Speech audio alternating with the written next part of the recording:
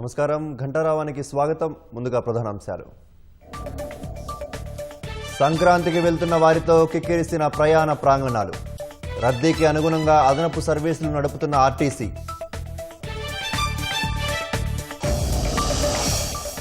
హైదరాబాద్ విజయవాడ జాతీయ రహదారిపై వాహనాల రద్దీ.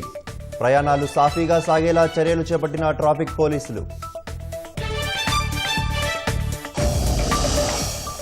వచ్చే 3 రోజుల పాటు రాష్ట్రంపై చలి పంజా. శీతల గాలులతో ఇబ్బందులు పడుతున్న వృద్ధులు, చిన్నారులు.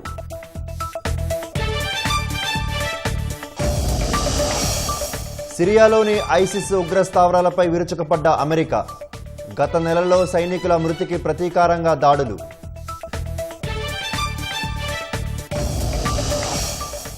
ఇరాన్ హింసాత్మక ఆందోళనల్లో 72 మంది మృతి. 2300 మంది అరెస్ట్. ఇంటర్నెట్, టెలిఫోన్ సేవలు బంద్.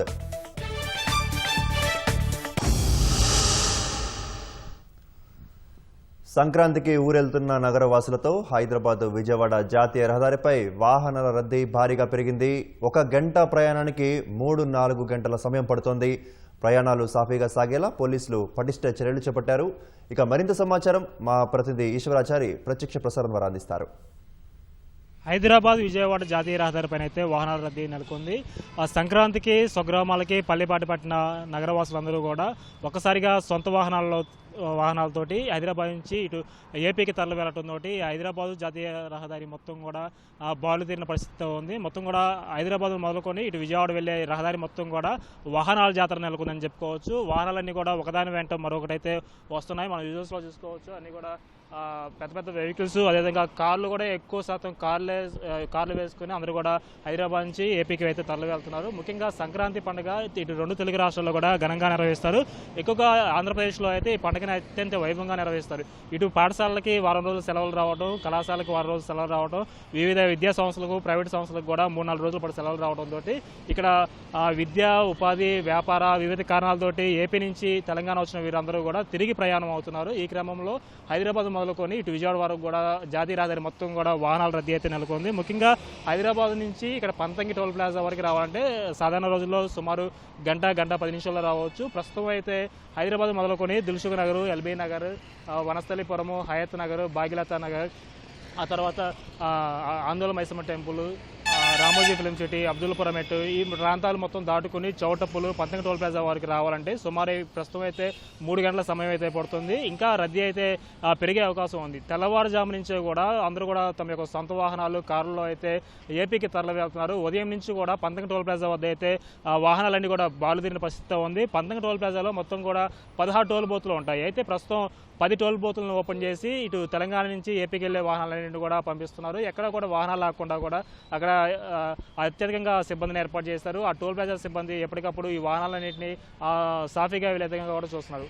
ఒక్కొక్క ఫాస్టాగ్ వద్ద ఒక్కొక్క కారు ఫాస్టాగ్ 3 సెకండ్ల పాటు సమయం తీసుకొని అక్కడ ఫాస్టాగ్ స్కాన్ చేసుకొని ఆ వాహనం వెళ్తుంది. ఏదైనా సాంకేతిక సమస్యను తలెత్తినా వెంటనే అక్కడ మాన్యువల్ గన్స్ ఉన్నాయి. అక్కడ ఫాస్టాగ్ సంబంధించిన మాన్యువల్ గన్స్ తోటి స్కాన్ చేసి ఆ వాహనాలను వెంటనే పంపిస్తున్నారు. ఒకవేళ ఇంకా ఎక్కువగా రద్దీ ఉండి బాలుతీరిన పరిస్థితి ఉంటే ఒక్కొక్కసారి ఆ టోల్ రుసుము కూడా తీసేసి వెంటనే వాహనాలు వెళ్లే విధంగా కూడా అక్కడ పోలీసు సిబ్బంది వారికి సూచనలు చేస్తున్నారు. బాలుతీరిన పరిస్థితి కనుక ఏమైనా ఉన్నట్లయితే, అక్కడ సాంకేతిక సమస్యలు కనుక ఉన్నట్లయితే ఆ లైన్ మొత్తం కూడా ఫ్రీగా వదిలేయని చెప్పేసి ఇక్కడ ఉన్నటువంటి యాదాద్రి భువనగిరి జిల్లా ఎస్పీ అక్షాంక్ష యాదవ్, అదేవిధంగా ఇక్కడ ఉన్నటువంటి అధికారులు కూడా టోల్ ప్లాజా సిబ్బంది సూచించారు. ఒకవేళ రద్దీ కనుక ఉన్నట్లయితే వెంటనే వాళ్ళకి ఆ టోల్ పాస్ కూడా లేకుండానే డైరెక్ట్గా పంపించేస్తున్నారు.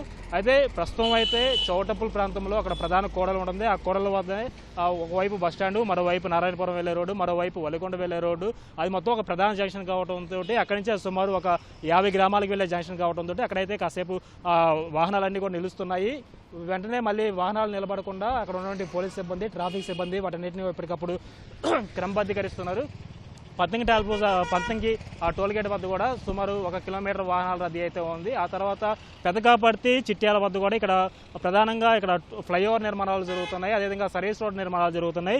దీనివల్ల పెదకాపర్తి వద్ద సుమారు 3 కిలోమీటర్ల మేరకు అయితే వాహనాలన్నీ కూడా బాలుతీరి ఉన్నాయి. అక్కడ బంపర్ టు బంపర్ అయితే నడుస్తున్నాయి. అదేవిధంగా చిట్యాల ప్రాంతంలో కూడా ఇక్కడ ఫ్లైఓవర్ నిర్మాణం జరుగుతుంది.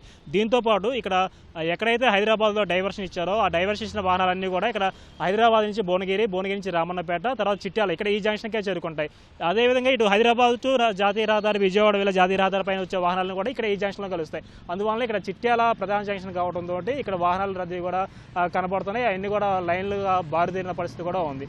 ఈ చిట్యాల, పెదకాపర్తి, చౌటప్పులు, పతంగి టోల్ ప్లాజా మినహా ఈ దారి మొత్తం కూడా సాఫీగా వెళ్తున్నాయి. ఆ తర్వాత సూర్యాపేట జిల్లాలో ఎక్కడికెక్కడ వాహనాలన్నింటిని కూడా డైవర్షన్ ఇచ్చారు. సూర్యాపేట జిల్లాలోకి ఎంటర్ అయిన తర్వాత ఇక్కడ రాజమండ్రి, ఖమ్మం వెళ్ళే వాహనాలన్నింటినీ కూడా నగరికల్ మీదుగా అరవపల్లి నుంచి అటు ఖమ్మం మీదుగా డైవర్షన్ ఇచ్చారు. అదేవిధంగా టేకుమట్ల దగ్గర కూడా డైవర్షన్ ఇచ్చారు. అయితే ఇక్కడ సూర్యాపేట జిల్లా మొత్తం కూడా 66 కిలోమీటర్ల రేడియేషన్ అయితే ఉంటుంది ఈ హైవే పైన. దీనికి సంబంధించి ఇక్కడ సూర్యాపేట జిల్లా ఎస్పీ నరసింహ ఎప్పటికప్పుడు ఇక్కడ రహదారి పైన ఉంటూ ఇక్కడ క్షేత్రస్థాయిలో పర్యటిస్తూ వాహనాలు రద్దీ లేకుండా ప్రయాణికులకి ఎటువంటి ఇబ్బంది తలెత్తకుండా కూడా స్మూత్గా వెళ్ళేదని కూడా ప్రత్యేక చర్యలు చేపట్టారు. దీంతోపాటు ఒక డ్రోన్ కెమెరాలతో కూడా నిఘా ఏర్పాటు చేశారు. ఒకవేళ ఎక్కడైనా ట్రాఫిక్ జామ్ అయ్యి క్యూ లైన్లు కనుక బారుదేరినట్టు ఉన్నట్లయితే వెంటనే ఆ డ్రోన్ కెమెరాలతో అక్కడ ఎంతవరకు ట్రాఫిక్ ఉందో చూసి అక్కడ ఉన్నటువంటి స్థానిక పోలీసులను అలర్ట్ చేసి ఆ ట్రాఫిక్ని ఎప్పటికప్పుడు క్లియర్ చేస్తూ ఉన్నారు. కోదాడ ప్రాంతంలో వచ్చేసరికి అక్కడ రామాపురం క్రాస్ రోడ్డు, కొమరబండ, నల్లబండగూడెం దగ్గర కూడా కాస్త వాహనాలన్నీ కూడా నెమ్మదిగా వెళ్తున్నాయి.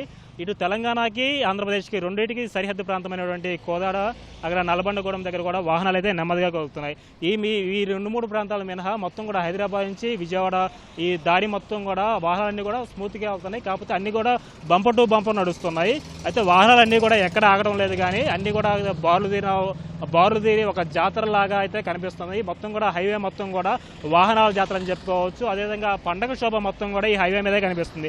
ఎందుకంటే సాధారణ రోజుల్లో వెహికల్స్ వస్తుంటాయి వెళ్తుంటాయి, కానీ అంత బారులుదీరిన పరిస్థితి కానీ లైన్లో ఉన్న పరిస్థితి కానీ కనబడదు. ప్రస్తుతం అయితే సంక్రాంతి నేపథ్యంలో ఇక్కడ హైదరాబాద్ మొదలుకొని ఇక్కడ విజయవాడ బోర్డర్ వరకు, అదేవిధంగా ఈ తెలంగాణ బోర్డర్ వరకు కూడా ఈ హైవే NH65 మొత్తం కూడా ఈ వాహనాల జాతర అయితే నెలకొంది. మొత్తం పండుగ శోభ మొత్తం కూడా ఇక్కడే కనిపిస్తుంది.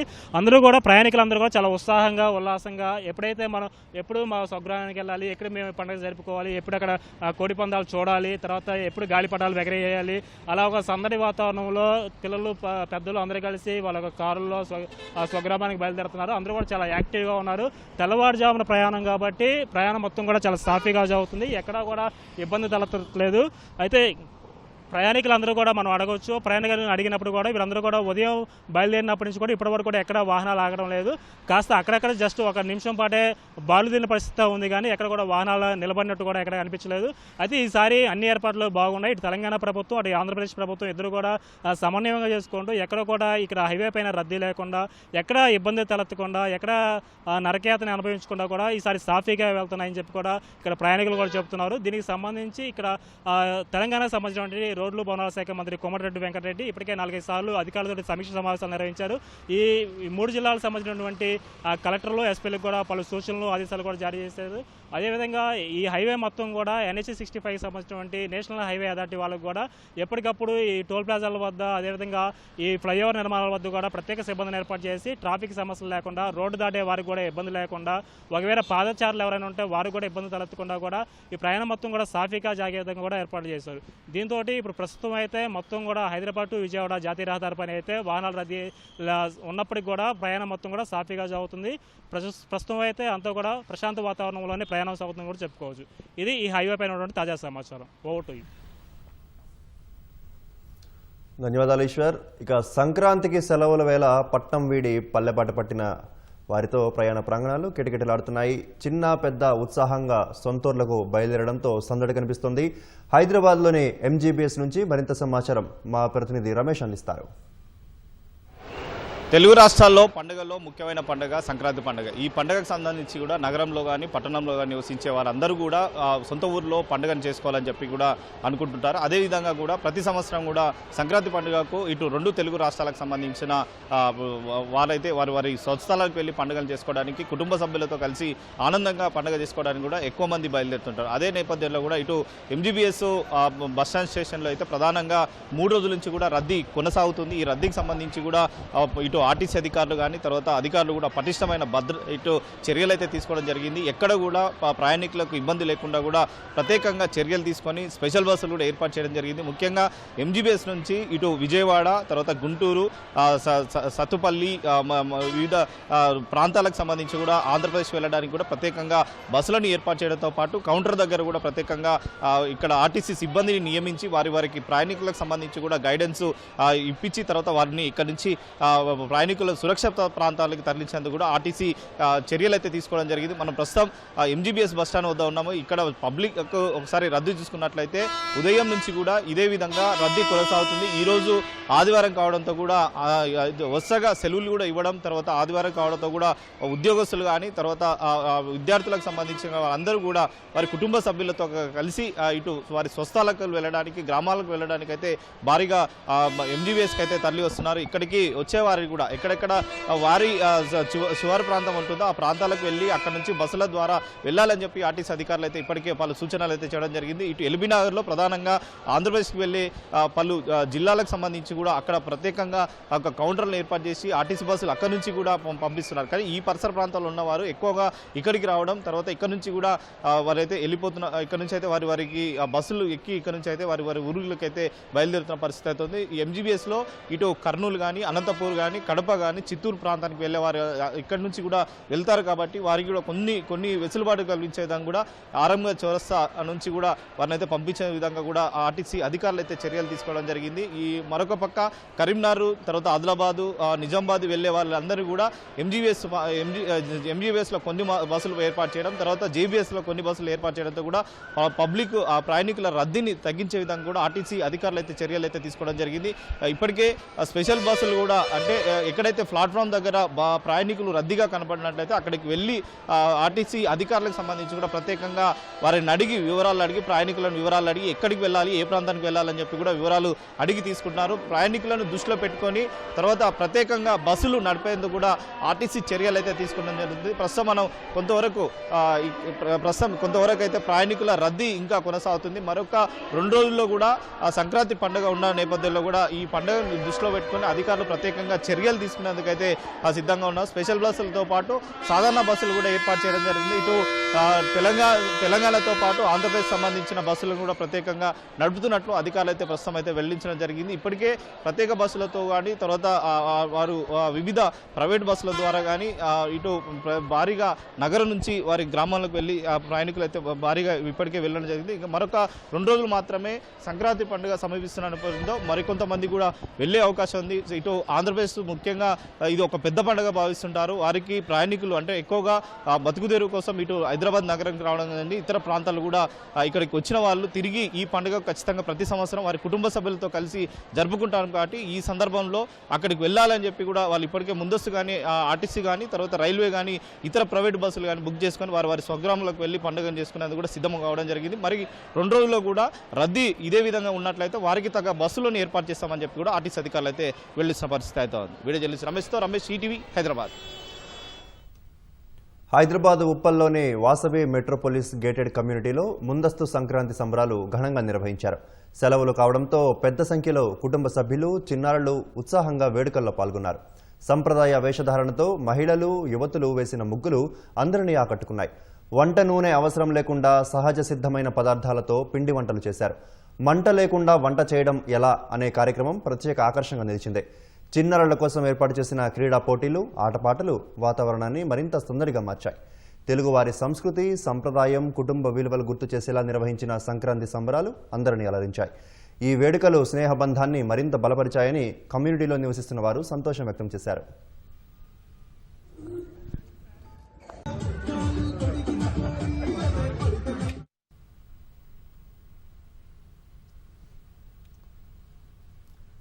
రాష్ట్ర వ్యాప్తంగా ముందస్తు సంక్రాంతి వేడుకలు ఘనంగా జరుగుతున్నాయి. మెదక్ జిల్లా నర్సాపూర్లోని విష్ణు ఫార్మసీ కళాశాలలో ముందస్తు సంక్రాంతి వేడుకలు అంబరాన్నంటాయి.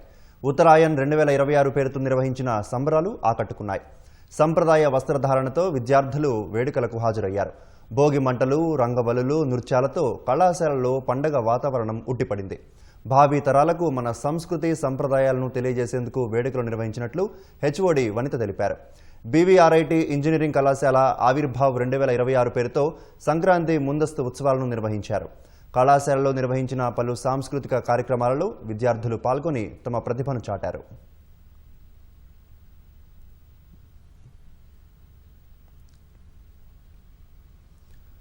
రాష్ట్రంలో చలి తీవ్రత రోజు రోజుకు పెరుగుతుండటంతో ప్రజలకు అవస్థలు తప్పడం లేదు.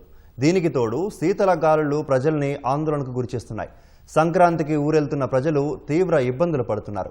రాత్రి నుంచి ఉదయం వరకు చలి పంజా విసురుతుంటే ఉదయం 8 నుంచి 11 వరకు, సాయంత్రం 5 నుంచి 7 వరకు శీతల గాలులు ప్రజలను వణికిస్తున్నాయి. ఈ నేపథ్యంలో కనిష్ట ఉష్ణోగ్రతలు నమోదవుతున్నాయి. సంగారెడ్డి జిల్లా కోహిర్లో 7.9 డిగ్రీలు, ఆదిలాబాద్ భీంపూర్లో 7 డిగ్రీల కనిష్ట ఉష్ణోగ్రతలు నమోదయ్యాయి. రాష్ట్రం వైపు తూర్పు, ఆగ్నేయ దిశల నుంచి గాలులు వీస్తుండటంతో రానున్న 3 రోజులు చలి తీవ్రత మరింత పెరిగే అవకాశం ఉందని వాతావరణ శాఖ వెల్లడించింది. ప్రజారోగ్య సంరక్షణకు ప్రభుత్వం అత్యంత ప్రాధాన్యమిస్తుందని సీఎం రేవంత్ రెడ్డి తెలిపారు. ప్రభుత్వ పాలసీలు మెరుగుపరచడానికి వైద్యులతో కలిసి పనిచేసేందుకు సిద్ధమని సీఎం పేర్కొన్నారు. హైదరాబాద్ హెచ్ఐసిసిలో international cardiology research and training foundation నిర్వహించిన ఫెలోస్ ఇండియా కార్యక్రమానికి హాజరైన సీఎం తాను వైద్యుడిని కాకపోయినప్పటికీ సామాజిక రుగ్మతలకు చికిత్స చేసే డాక్టర్నని వ్యాఖ్యానించారు. పాఠశాలల్లో విద్యార్థులకు వైద్యులు స్వచ్ఛందంగా సిపిఆర్ నేర్పిస్తే చాలా మంది ప్రాణాలు కాపాడగలరని రేవంత్ రెడ్డి అభిప్రాయపడ్డారు. Life sciences, pharma, health care రంగాల్లో హైదరాబాద్ వేగంగా అభివృద్ధి చెందుతోందన్న రేవంత్ రెడ్డి ఆరోగ్య సంరక్షణలో ప్రపంచంలోనే తెలంగాణను మొదటి స్థానంలో ఉంచాలని ఆకాంక్షించారు. I'm not a doctor, but I'm a doctor. I'm a social doctor. With my responsibility, I have to address all these social diseases. As a government, we give top priority to healthcare. We are always open to working with doctors like you, improve our policies in larger public interest. Please do help us and give your suggestions and feedback. Knowledge and tech are changing the world. With quantum computing and artificial intelligence, healthcare has become high-tech work. If you can volunteer to teach school students CPR technique, we can save many lives in our country. I request you all to improve quality of healthcare. Thank you, doctors. Keep learning, keep serving, keep rising. Jai Telangana, Jai Bharat. Peddapalli జిల్లా రామగుండం నియోజకవర్గంలో మంత్రులు పొంగులేటి శ్రీనివాసరెడ్డి, దుద్దిళ్ల శ్రీధర్బాబు, అడ్లూరి లక్ష్మణ్ కుమార్ పర్యటించనున్నారు. వివిధ డివిజన్లలో 80 కోట్ల విలువైన అభివృద్ధి పనులను ప్రారంభించనున్నారు. అలాగే 88 కోట్లతో నీటి సరఫరా పైప్ లైన్ల నిర్మాణ పనులు, 6 కోట్లతో రహదారులు, భవనాల శాఖ ఆధ్వర్యంలో అభివృద్ధి పనులకు మంత్రులు శంకుస్థాపన చేయనున్నారు. గోదావరి ఖని ప్రభుత్వ జూనియర్ కాలేజీలో జరగనున్న బహిరంగ సభకు అధికారులు, కాంగ్రెస్ పార్టీ శ్రేణులు పెద్ద ఎత్తున ఏర్పాట్లు చేశారు. ట్రాఫిక్ ఇబ్బందులు కలగకుండా కోల్ బెల్ట్ ఏరియాలో వాహనాలను మళ్లిస్తున్నారు. వీటిని జిల్లా collector Koya Sriharsha, MLA Raj Thakur, Makaan Singh, police అధికారులు పర్యవేక్షిస్తున్నారు. మంత్రులు కార్యక్రమంలో పాల్గొని అనంతరం లబ్ధిదారులకు ఇందిరమ్మ ఇళ్ల పట్టాలు పంపిణీ, 2 పడక గదుల ఇళ్ల ప్రొసీడింగ్లను అందజేస్తారు. పట్టణాల్లో కలుషిత వాతావరణంలో సందర్శించే బదులు ఔషధ గుణాలు కలిగిన జలగ లంచ అటవీ ప్రాంతంలో పర్యటించాలని మంత్రి సీతక్క పిలుపునిచ్చారు. ములుగు జిల్లా తాడ్వాయి మండలంలోని జలగలంచ ప్రాంతంలో అటవీ శాఖ ఏర్పాటు చేసిన వ్యూ పాయింట్ను ఆమె ప్రారంభించారు. ప్రకృతి తీర్చిదిద్దిన సహజ సిద్ధమైన అటవీ ప్రాంతాలను సందర్శిస్తూ ఆరోగ్యంగా ఉండాలని సూచించారు. చాలా వరకు పర్యాటకులు పట్టణాల్లో కలుషిత వాతావరణంలో కాలం గడిపేస్తుంటారు. అందుకు ప్రత్యామ్నాయంగా ప్రకృతి తీర్చిదిద్దిన అటవీ అందాలను తిలకించాలన్నారు. ఆహ్లాదభరితమైన అటవీ ప్రాంతం పర్యాటకులకు స్వాగతం పలుకుతోందన్నారు.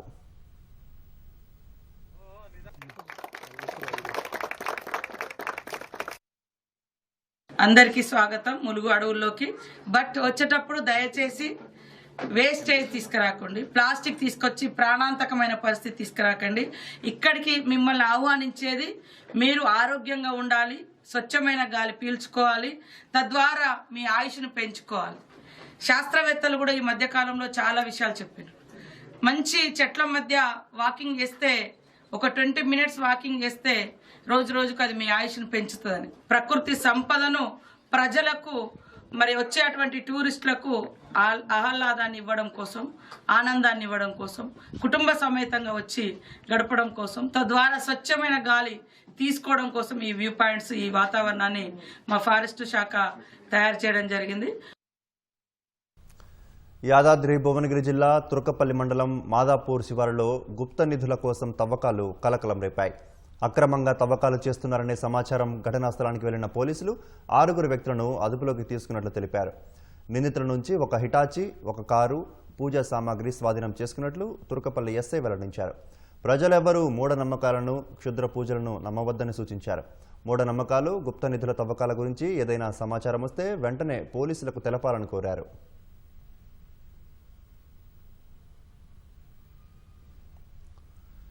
జాతీయ రోడ్డు భద్రతా మాసోత్సవాల్లో భాగంగా నల్గొండ జిల్లా మిర్యాలగూడలో ఎమ్మెల్యే బత్తుల లక్ష్మారెడ్డి ఆధ్వర్యంలో 500 మందికి ఉచితంగా హెల్మెట్లు పంపిణీ చేశారు. అనంతరం నో హెల్మెట్ నో పెట్రోల్ నినాదంతో భారీ ర్యాలీ నిర్వహించారు. ఈ కార్యక్రమంలో జిల్లా ఎస్పీ శరత్ చంద్ర పవార్, సబ్ కలెక్టర్ నారాయణ అమిత్ పాల్గొన్నారు. హెల్మెట్ వాడకం ఆవశ్యకతను వివరిస్తూ MLA, SP, sub collector helmet ధరించి ప్రజలకు అవగాహన కల్పించారు.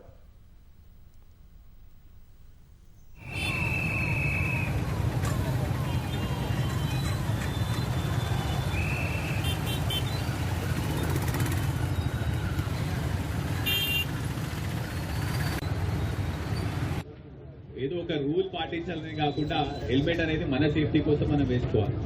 మీరందరూ చూస్తుంటారు, మా దగ్గర నల్గొండ జిల్లాలో మీకు జస్ట్ ఒక ఎగ్జాంపుల్ ఇస్తాను. ఈ సంవత్సరం 900 యాక్సిడెంట్లు అయినాయి. 900లో 360 మంది దాకా చనిపోయినారు.